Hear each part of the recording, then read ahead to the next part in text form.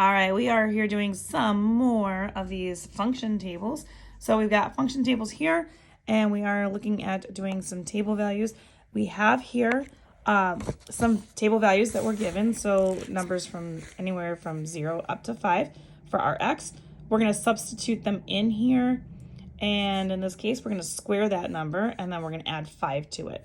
So we're going to start with 0. Obviously, 0 squared, 0 times 0 plus the 5 would give me a total of 5.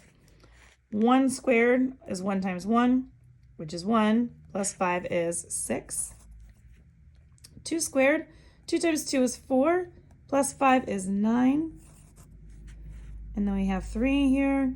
3 squared is 3 times 3, which is 9, plus the 5 is 14.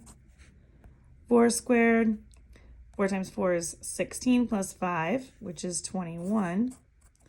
And then our last one, 5 squared, 5 times 5 is 25 plus 5. And that gives me a total of 30. And so those are your values for when we have this equation for this function, which is a quadratic function. So we have these numbers. Now we're going to take a look at this next one, a little bit more complicated. So we are going to plug in. We're going to do order of operations first. So exponent needs to be done first. Obviously 0 squared, we already did that part. So 0 times 0 is 0. Times that by 2. Ends up being 0 again, minus 1, which is negative 1. Then we're going to do that same thing, but we're going to do with 1.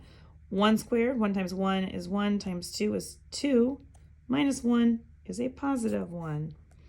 2 squared, 2 times 2 is 4, times 2 is 8, minus 1 is 7.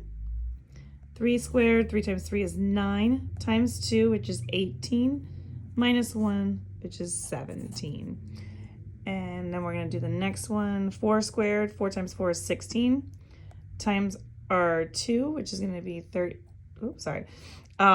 16 times 2 is 32. And then minus 1 is going to give me 31. And then my last one, 5 squared, 5 times 5, 25 times 2, which is 50.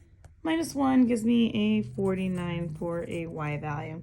And these are some more functions that you can do when substitution into the equation. If you like more questions like this, you can find them on my YouTube channel, You Want Algebra. Check all of these out in the functions or not section.